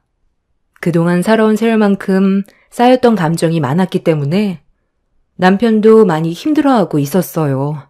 삼수생 형님 아들에겐 5억 아파트 해주고 수능 합격해서 입학 날짜까지 받은 제 딸에게는 쓸모없는 계집이라고 고무장갑이나 끼라는 막말을 뱉은 뒤 5,000원 던져준 행동이 너무 기가 막히고 어이가 없었습니다. 금전적으로 바라는 것도 아니었고 좋은 말 한번 듣고 싶었던 것뿐이었는데 이게 이렇게까지 화를 낼 문제였는지 이해를 못하겠더군요. 결국 그날 이후 지긋지긋했던 시댁생활 청산한 뒤 저희 가족만 신경 쓰면서 살아갔는데 뭔가 알터니가 빠진 것처럼 속이 후련했어요. 시댁 사람들 더는 안 봐도 된다는 게 저와 제 딸에겐 더 이상 스트레스를 받지 않아도 돼서 오히려 더 좋았어요. 남편도 악연을 끊어낸 이후 심적 안정을 되찾았고 저희 가족은 앞으로 있을 행복만을 위해 열심히 살아왔습니다. 그렇게 딸이 원하던 특정 대학에 들어갈 수 있었고 입학날 저희 부부는 고생한 딸을 축하해주기 위해 학교 정문 앞에서 기다리고 있었는데 어디서 많이 본 차량 한 대가 학교 안으로 들어갔어요. 그리고 차에서 내린 사람들의 얼굴을 보는 순간 저희 부부는 순간적으로 놀라 뛰어갔네요. 여긴 갑자기 왜 온 거예요? 다른 볼 일이 있어서 온 것 같지는 않고 제 딸한테 볼 일이 있어서 온 것 같은데 연락도 없이 무작정 찾아오면 어쩌자는 거예요? 너 나랑 지금 뭐 하자는 거냐? 나도 처음엔 그 말을 믿지 못했는데 사진 한 장 보고 깜짝 놀랐다. 그래서 내 두 눈으로 직접 확인해보고 싶어서 몰래 찾아가 보니 정말 거기에 개가 있더라. 언제부터였어? 이미 엄청 성공했으면서 왜 이런 걸 나한테 말하지 않고 있었던 거야? 우리가 돈 달라고 할까봐 그런 거니? 나도 어머님 따라서 가봤는데 사람 엄청나게 많더라. 돈도 상당히 많이 들었을 텐데 어떻게 그런 생각을 했대? 어쩐지 그동안 무슨 말을 해도 찍소리 하지 않고 가만히 있던 동서네가 얼마 전에 아버님 댁에서 한바탕 난리 쳤을 때 동서랑 서방님이 뭘 잘못 먹었나 했는데 믿는 구석이 있어서 그랬던 거였어? 그래서 여기 찾아온 이유가 뭔데요? 내 딸이 잘 나가는 게 당신들과 무슨 상관인데? 내 딸 입학식 망칠 생각하지 말고 당장 돌아가. 내가 대충 계산을 해봤는데 한 달 평균 매출만 억대인 것 같은데 대학은 왜 들어간 거야? 그냥 지금처럼만 유지해도 떵떵거리며 먹고 살겠더구만. 저번에 내 집에서 고개 빳빳이 들고 대들었을 때 뭔가 있을 것 같더니만 지들이 잘 나가니까 아쉬울 게 없었던 거지. 우리 앞에선 없는 척 하더니 돈을 쓸어 담고 있었니? 언제부터였어? 너희들 서해바다 앞에 카페 건물 올린 거 언제부터였냐고? 하루에 손님만 기본적으로 1000명 단위로 오던데 그동안 얼마나 벌고 있었던 거야? 너희들 우리 회사랑 계약해라. 요즘 사업이 주춤해서 고민이 많았었는데 이렇게 해결 방법이 생기게 될 줄 정말 몰랐네. 내 딸이 운영하는 사업에 숟가락 얹을 생각 하지 마. 우리가 언제 도와달라고 부탁한 적 있어? 지금까지 열심히 돈 모아 딸이 원하는 사업 밀어주면서 당신들한테 손 벌린 적 단 한 번도 없는데 무슨 염치로 내 딸 사업에 끼어들려고 해? 그래서 입학날 다짜고짜 찾아온 거야? 김칫국도 적당히 마셔야지. 당장 내 앞에서 꺼져. 작은애 너 정말 이럴 거냐? 내가 그동안 이끌어온 사업이 얼마나 힘들게 운영해 왔는지 알면서 등 돌리겠다는 거야? 같은 업종인데 서로 도우면 좋잖아. 제 딸이 카페 사업에 뛰어든다고 했을 때 기억 안 나세요? 그때 뭐라고 그랬어요? 개집 주제에 무슨 사업이냐면서 개나 소나 사업하면 성공하는 줄 아냐고 쓸데없는 말 하지 말라고 제 딸한테 평생 상처되는 막말을 쏟아냈잖아요. 당신이 커피 머신이랑 원두 사업으로 성공하는 모습을 보고 내 딸도 카페 하나 운영해보고 싶어서 도와달라고 손을 내밀었을 때 개집은 집안일이나 배우면 된다고 내쳐놓고 이제 와서 도와달라고 하면 좋은 말이 나오겠어요? 우리가 왜 지금까지 아무 말도 하지 않고 있었는데 어떠한 도움도 받지 않았던 이유가 당신들한테 손 벌리면 나중에 더 많은 걸 바랄까봐 입 닫고 있었던 거야. 그런데 또 용케 알아내서 내 딸 입학식에 나타나? 우리 딸 사업 망하게 하지 말고 당장 꺼져. 당신들이 들어오는 원두랑 커피 머신은 절대 쓸 일 없어. 제 딸이 고등학생 때 진로에 대한 고민을 많이 했었어요. 학교에서 성적도 좋았었고 열심히만 공부하면 대기업에 취직할 수 있을 정도의 학업 능력은 있었습니다. 하지만 제 딸은 시부가 운영하는 커피 사업을 어렸을 적부터 지켜봤었고 카페를 운영하고 싶어하는 마음이 있어서 20살이 되자마자 도와달라고 부탁했었는데 매몰차게 거절을 당했었어요. 안 도와주면 그만인 걸 굳이 상처되는 말까지 꺼내서 눈물까지 쏟아내게 만들었죠. 그런 모습을 보게 된 저희 부부는 제 딸이 원하는 사업을 도와주고 싶어서 모든 걸 다 쏟아 부었어요. 무모한 도전일지도 모르지만 오랜 시간 준비해왔던 제 딸의 꿈을 펼칠 수 있게 남편과 함께 살면서 모아두었던 돈과 상당히 많은 대출을 지원받아 20살이 되자마자 제 딸이 원하는 카페를 오픈할 수 있게 도와주었습니다. 누구나 그렇듯 처음부터 잘 될 순 없기에 어려움이 많았지만 딸의 노력이 헛되지 않았다는 걸 시간이 지나면서 점점 결실로 맺게 되었고 입소문이 퍼지면서 그 지역의 관광 상품으로 빠르게 자리를 잡게 되었습니다. 그 지역을 가게 되면 꼭 들려야 되는 관광 코스로 만들어지기까지 2년이라는 시간이 흘렀고 제 딸은 거기에서 멈추는 게 아닌 계절별로 사람들이 좋아할 만한 카페 분위기를 만들어갔어요. 그 결과 한 달 매출은 억대로 올라가게 되었죠. 제 딸이 시부의 도움을 받아 사업을 시작했다면 커피 머신과 원두 같은 걸 지원받아 좀 더 수월하게 진행할 수 있었겠지만 단호하게 거절하면서 상처되는 말들을 퍼부었을 때 제 딸이 품게 된 도끼가 이런 결과를 가져오게 만든 것 같습니다. 제 딸의 사업이 성공적으로 잘 되고 있다는 걸 굳이 제 입으로 알리고 싶지도 않았어요. 그런데 사업이 커지게 되자 많은 손님들이 제 딸의 카페에 들리게 되면서 시모의 지인분들 중 제 딸의 얼굴을 알고 있던 분이 시모에게 이런 사실을 알리게 되었고 전혀 예상하지 못한 말을 듣게 된 시모는 가족들을 데리고 제 딸의 카페를 몰래 찾아가게 된 거였어요. 그리고 두 눈으로 모든 걸 확인하게 되었고 주춤하고 있던 시부의 사업을 다시 일으켜줄 수 있는 절호의 기회인 것도 알게 되었던 거죠.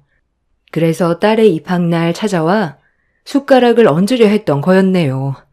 딸이 카페를 운영하면서 본인이 부족한 점을 채우기 위해 조금 늦었지만 원하는 대학에 들어가려고 수능을 보게 된 거였고 좀 더 전문적인 절차를 밟아가기 위해서 제가 제빵 커피과에 입학을 하게 되었습니다. 자신을 개발하기 위해 꾸준하게 발전하려는 모습이 너무 보기 좋았고 그런 제 딸이 너무 자랑스러웠어요. 그런데 조용히 지내기만 하면 시댁 식구들은 모를 줄 알았는데 같은 관련 업종이라서 그런지 피해갈 수는 없었습니다. 시댁 사람들은 제 딸의 카페에 커피 머신과 카페 운영에 관련된 제품들을 넣길 원했어요. 그리고 본인들이 들여오는 원두도 제 딸의 카페에 지속적으로 납품하길 원하고 있었습니다. 저희 부부는 당장 돌아가라고 했지만 돈 냄새를 맡은 시댁 식구들은 돌아갈 생각은 조금도 하지 않았고 대학교 앞에서 한참 동안 얼굴을 붉히며 싸우다가 결국 이런 상황을 제 딸이 두 눈으로 목격하게 되었습니다. 시부모와 형님 내외는 제 딸을 보자마자 급하게 달려가더니 양손을 잡고 부탁을 하기 시작했어요. 예, 진작에 말을 하지 그랬어. 나는 네가 성공할 줄 알았다. 네가 할아버지 사업 체질을 닮아서 카페 운영을 기똥차게 한다며 이렇게까지 발전될 줄 알았다면 할미가 전폭적으로 지지해줬을 텐데 그동안 몰라봐서 정말 미안하구나. 그 대신 우리가 앞으로 원두랑 사업에 필요한 제품들 싸게 해줄 테니 같이 손잡도록 하자. 아, 저희 가족이 운영하고 있는 카페에 대해서 아셨구나. 그래서 찾아온 거였어요? 난 또 왜 왔나 했네. 그러니까 지금 저한테 온 이유가 할아버지 사업이 잘 풀리지 않으니까 저를 이용해 맥을 뚫으려는 거죠? 가족이라는 게 참 그래요. 이런 상황을 모르고 있을 때는 온갖 막말에 상처는 다 줘놓고 저희 아빠 엄마 눈에서 눈물 쏟게 만들었으면서 그 전에 했던 행동들에 대해선 전혀 반성하는 태도도 없이 도와달라는 말 한마디면 저희가 도와줘야 되는 거예요? 우리가 진작에 알았으면 그런 행동은 하지 않았겠지. 이건 우리만의 잘못이 아니라 너희들한테도 어느 정도 책임이 있는 거 아니겠니? 한마디만 해줬어도 너희들을 바라보는 시선이 달라졌을 텐데 이런 상황을 숨기고 있어서 문제가 커진 거잖아. 그래, 네가 원하는 답이 미안하다는 말 한마디니? 그 말 100번 1000번 해주마. 앞으로도 항상 너희들한테 미안하게 생각하면서 살아갈 테니까 이번만큼은 꼭 너희 할아버지와 손 좀 잡아주면 좋겠구나. 가족끼리 사업하는 게 제일 좋은 거 알지? 웃기고 자빠졌네. 우리 가족이 지금까지 살아오면서 받았던 상처가 미안하다는 말 한마디면 끝나는 줄 알아? 내가 왜 이를 악물고 악착같이 이 분야에 성공하려 했는데 할머니 할아버지가 돈 많다고 우리 엄마 아빠 무시하고 대놓고 차별하는 모습 지금까지 살아오면서 지켜봤어. 그때마다 들었던 생각이 뭐였는지 알아? 꼭 성공해서 당신들 짓밟아 주겠다는 마음밖엔 없었어. 내 앞에서 무릎 꿇게 만들고 싶었다고. 언젠가 될지 모르는 그날을 위해 이를 악물고 정말 많은 노력을 해왔었다고. 나는 이제부터 시작이야. 당신들이 우리 부모님한테 줬던 상처 배로 갚아주려면 아직 시작도 안 했어. 우리 앞에서 당장 꺼져. 당신들 도와줄 생각 조금도 없고 망하든 말든 나랑 상관없는 일이야. 다 된 밥에 숟가락 얹으려는 당신들이 역겨울 뿐이야. 내 딸은 그동안 참아왔던 모든 분노를 전부 다 쏟아냈어요. 그날은 딸의 입학날이었는데 시댁 사람들 때문에 행복해야 될 시간을 전부 다 망쳐버렸고 쌓인 게 많았던 딸은 좀처럼 화가 가라앉지 않았습니다. 그렇게 한참 동안 퍼부어댔던 딸의 거침없는 말에 묵묵히 참고 있었던 아주버님과 형님이 더럽다며 막말을 퍼부어대더니 제 딸에게 달려들려 하길래 남편과 제가 시댁 사람들을 가로막은 뒤 강하게 밀쳐버렸습니다. 입학 첫날 난리가 난 이후 시댁 사람들은 아무것도 얻지 못한 채 돌아가게 되었고 저희 가족은 보란듯이 카페를 성공적으로 이끌어오고 있습니다. 시댁 사람들도 저희 가족에게 받은 상처와 더 이상의 자존심이 허락지 않았는지 그날 이후 어떠한 연락도 없었는데 최근에 저희 집에 또다시 우르르 몰려왔어요. 작년에 비해 몰골이 상당히 안 좋았는데 시모가 뱉은 한마디는 솔직히 좀 놀라기는 했습니다. 시부가 아주버님과 운영하던 사업에 문제가 생긴 거였어요. 커피 머신 기계를 직접 개발하고 납품하던 시부의 기계에 심각한 문제가 생겼고 그로 인해 관련 업종의 업체에서 집단 소송으로까지 이어져 버렸고 결국 폐업 직전까지 오게 되었다는 말을 듣게 되었습니다. 시부가 개발한 커피 머신 기계에서 제품에 불량이 발생한 건지 아니면 제품을 만들 때 신경을 덜 쓴 건지 정확하게는 알 수 없지만 커피를 내릴 때 뜨거운 물이 나오는 토출구에서 먹어선 안 될 가루 같은 게 나오고 있었어요. 이런 상황을 뒤늦게 알게 된 시부가 서둘러 수습을 해야 했는데 이미 납품한 물건에 대해서 회수 조치를 하지 않고 방치하는 바람에 알루미늄 가루 같은 게 커피와 함께 섞여 나왔고 그 커피를 마시게 된 손님들의 신체에 문제가 생긴 거였어요. 어떤 분은 가벼운 증상인 반면 또 다른 손님은 문제가 심각해질 정도로 상태가 극심한 상황이었습니다. 이 문제로 막대한 손해배상 소송을 당하게 된 시부는 가족들을 데리고 저희 집을 찾아온 거였어요. 폐업을 막기 위해 시부가 만든 제품을 제 딸이 운영하는 카페에 드리고 싶다는데 제 딸의 사업이 망할 수도 있는 심각한 문제가 일어난 제품을 어떻게 받아주겠어요. 당연히 단칼에 거절하게 되자 시댁 식구들이 저희 가족 앞에 무릎을 꿇었습니다. 그리곤 한다는 말이 폐업을 하게 되면 다른 지역에 있는 카페 하나를 줄 수 있겠냐고 물어보더라고요. 제 딸이 카페 하나를 최근에 더 늘렸는데 그걸 또 어떻게 알았는지 먹고 살 수 있게 길을 만들어달라며 눈물로 호소했지만 딸은 그런 시댁 식구들의 모습을 보더니 그대로 등을 돌려 버렸습니다. 남편과 저도 상대하고 싶지 않아 더 이상 대꾸하지 않고 현관문을 닫아버렸습니다. 나중에 정확하게 알고 보니 삼수생이었던 형님 아들이 시부의 사업을 도와주기 위해 제품 만드는 걸 같이 했었는데 그때 절대적으로 지켜야 될 부분들을 건너뛰었고 대충 만들어서 사태가 심각해진 걸 알 수 있었습니다. 형님 아들은 군대를 갔지만 이런 심각한 문제를 고스란히 떠안게 된 시댁 식구들은 결국 막대한 손해를 보게 되었고 결국 시부가 그동안 이끌어왔던 사업이 순식간에 안 좋은 소문으로 퍼지게 되면서 결국 폐업 위기에까지 오게 된 거였어요. 아마 회복은 힘들 것 같다는 소식을 접하게 되었는데 만약 제 딸이 시댁 식구들의 부탁을 받아들이고 커피 머신을 들여놓았다면 제 딸의 사업에까지 피해를 볼 수도 있었던 정말 심각한 상황이었습니다.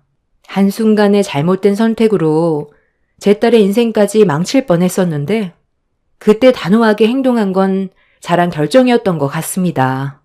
저희 부부가 오랜 시간 동안 받았던 상처들에 비하면 그 사람들이 받을 고통은 아직까지 멀었다고 생각해요. 밑바닥까지 내려가고 숟가락 한번 뜰 수 없을 정도로 어려워져야 깨닫는 게 있을 것 같습니다. 평생 시댁 식구들에게 도움의 손길을 주지 않을 거고 저희 가족끼리 서로 의지하면서 보란듯이 열심히 살려고요. 그래야 그 사람들도 깨닫는 게 있겠죠. 제 사연 들어주셔서 감사합니다.